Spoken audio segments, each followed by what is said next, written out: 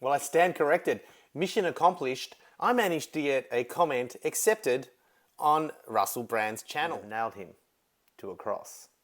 We're not worthy! We're not worthy! Well, there you have it. My fawning, obsequious Mary Poppins comment has received the thumbs up. Someone liked your comment. Problem. Once you can see the existence of bias plainly, and I know because I read your comments that you guys, wherever you are on the political spectrum, are well schooled in media bias, media prejudice. You've taught me how to look at stories We're differently. going to try being nice with this comment. Now, I don't know whether the IP address is going to give me away, but this is a different channel that I've never used to comment. I'm going to put a really nice comment.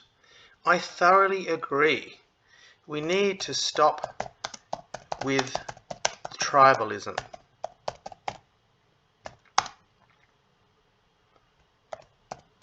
Community spirit and honest, open communication is where the world needs to head. No exclamation marks. People always worry about those. I feel like writing namaste after that, but I'm not going to because it might be a dead giveaway. Comment. I've just noticed I'm starting to look like an older but much uglier and more bitter version of Russell Brand. The beard's getting bigger and greyer and the head's getting shinier. So this will be my last comment video on Mr. Brand's videos, unless of course people start watching these videos, in which case the videos will serve a purpose, and that will be for people to make comments about the fact that Russell doesn't allow people to make comments that are contra to the view that's being proposed on his channel. So if people find this interesting, please comment and subscribe. And if you do find this interesting enough, an idea to move forward, I'll be very, very happy to make some more comment videos. But today's video, we're going to be looking at predominantly a video where he comments on a drug that's being used to treat people with COVID, which is a very important thing to be discussing, but it's also important to discuss things in an open fashion and provide arguments that are counter to the one that you're proposing, because that's the only way you can actually get to the truth. Now, Russell seems to be very, very adamant that he doesn't have an opinion and that he's only seeking the truth. In other words, we don't have opinions, we just have the truth. And he also talks about wanting to be transcendent of politics. But unfortunately, no matter what your spiritual views are, whether you're a believer in a transcendent possibility of something that lurks behind sublunary existence, you are still going to have to exist in the real world. And unfortunately, the real world deals with dualism. People thinking one thing and people thinking another thing. Not everybody thinking the same thing. And the only way you can try and get to something that's a semblance of the truth, or something that's acceptable to the majority of people, is to allow dissent and to allow conversation to occur. Now, as you saw in that clip that I took from a video that he was discussing comments on his channel, he was actually saying, I learn from the comments, I read the comments. You read the comments that are positive. That's the only thing that's being read. I'll jump into his videos and we'll just move through the comment section. We'll see how much conversation is actually happening regarding the issue that's being discussed, and how much of the comments is just taken up by people saying, we love you, Russell, you are the new Messiah. Obviously, if you're curating your comments, it's your channel. You're entitled to do that. If you want to just have a positive vibe happening in the comment section, by all means, that is up to you. But if you're giving the impression that the channel is providing a discourse, and you're saying that you're reading all the comments and learning from them, you can't learn from comments you don't see. And you can't change your point of view or have a well-informed point of view without understanding what other people are saying. So I would just say, I'm calling you out once again on this issue. I'm very happy that I was able to make a pleasant comment to you, Russell, because at least I've got over the line. I'll probably make one passing comment on the channel that's being accepted, just to see whether it gets past the keeper. I already know what will happen, but. So guys, if you enjoy these videos, and would like to see more commentary that's open, you can use this avenue to make a comment as long as it's well informed, not even well informed, as long as it's not unpleasant, insightful to hatred, and it's as long as it's not a personal attack. I'm open to a discussion, and I think that that's the way forward in the world. The way forward is not just about transcendent thoughts of wonderful on earth as in heaven type situation. As much as we would love that, and we should aspire to that, I think that this notion that we'll get there by just stopping people from making a comment that's maybe contrary to the one that you think is the best one for the world, because I think once you decide that you have the best ideas and that other people's ideas are crap, you can become a little bit messianic, and that's a real danger. Now, I don't have to worry about that because I don't have 4 million subscribers, and I don't have people saying you're wonderful all the time. In fact, I've got many people saying the exact opposite. So maybe that is a way forward to actually think about what other people have to say. And yes, 4 million subscribers is a wonderful mark to reach, and it's an indication of popularity. But with that popularity comes a certain amount of responsibility as well. And I think it's beholden on you to be even more honest in your discourse with people as a result of that popularity, because it is powerful. You do have a lot of influence. So I would say, Russell, all power to you on the channel. I probably won't be watching any more videos. There's no point in watching a video if you're not going to allow people to have a discourse on it, especially when you're giving that impression. And our continued prosperity. Absolutely, dear boy. I can't tell the difference between them. Namaste. Here are some comments from Russell Brand's channel.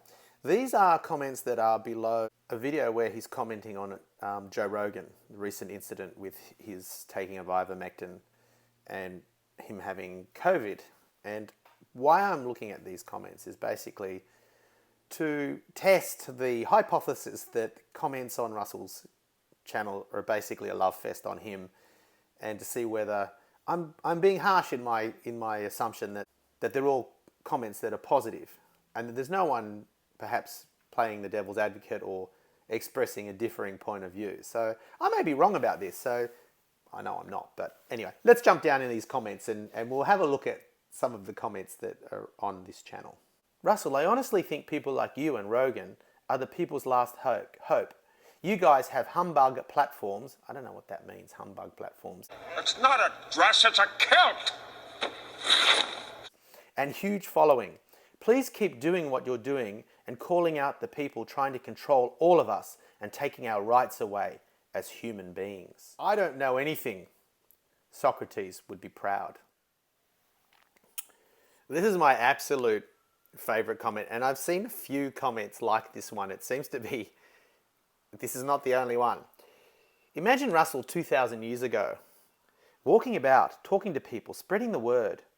We'd have had millions of followers, and then the media would have nailed him to a cross.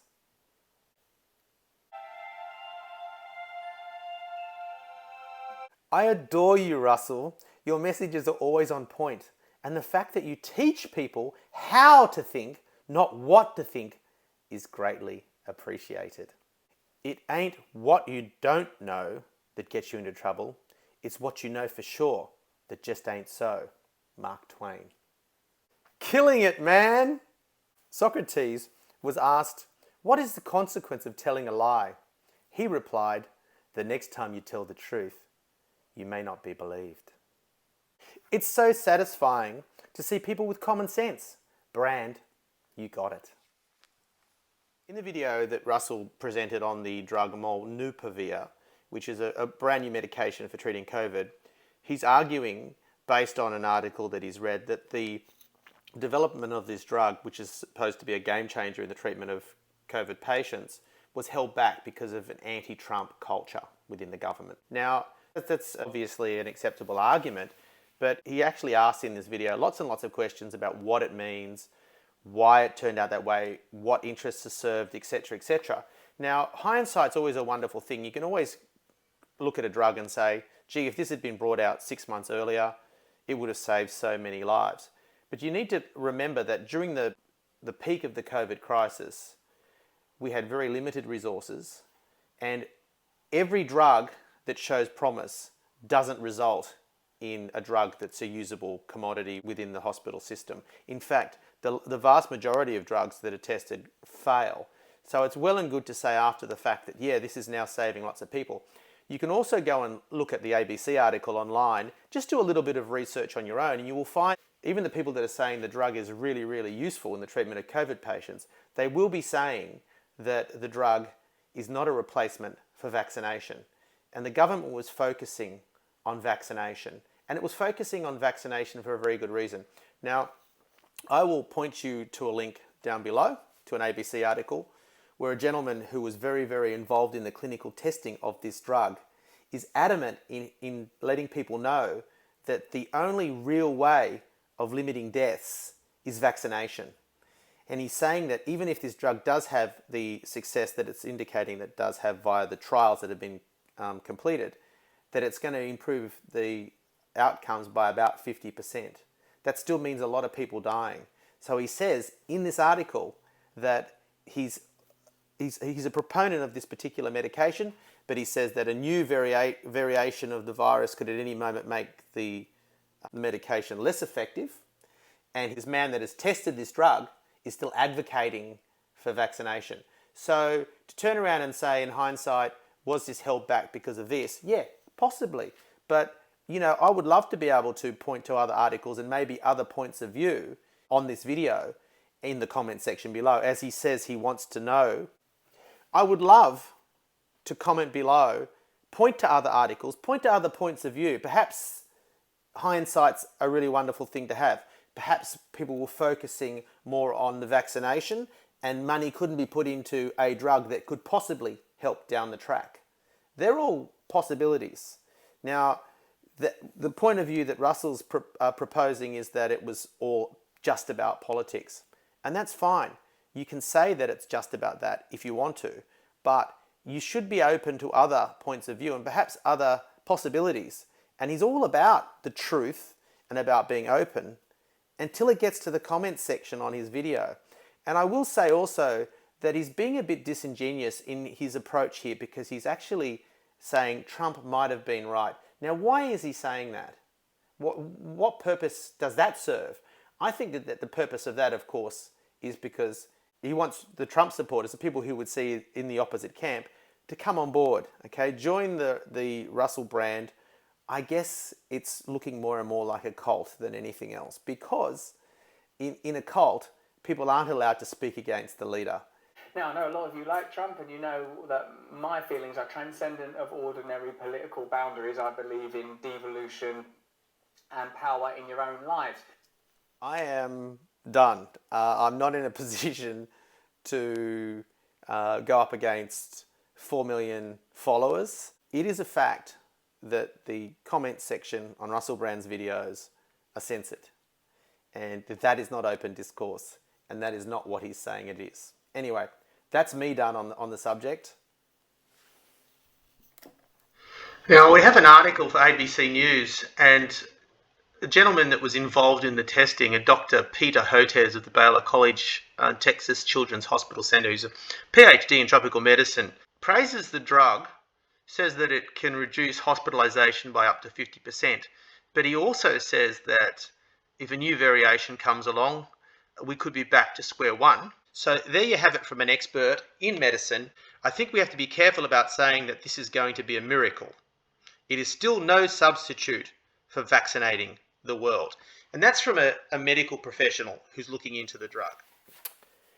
If you have lasted to this point in the video, thank you so much, because you're probably like the 1 or 2% that actually managed to get to the end of my videos. So if they're boring, if there's something wrong with them, please let me know, because I'm open to feedback as well on the creative aspects of this whole project. And thank you for staying as long as you have. And if you haven't hit the subscribe button, I know I keep going on about it, but I'd really like to see myself at 1,000 subscribers. That would be really, really nice. And it's for purely selfish reasons. I want to be monetized. And Obviously, the channel is more focused on educational things like some ukulele tutorials, sometimes some art tutorials, and at the moment focusing on my attempt to get an engineering degree. So all of those things are happening here on this channel. And if you do want to see more Russell Brand content, especially comments on videos, so that you are given the opportunity to perhaps give a comment that's contra to the praiseworthy comments on his channel, please let me know. I'd be really interested in your opinions on this matter. So thank you, and hopefully I will see you in another video. Bye.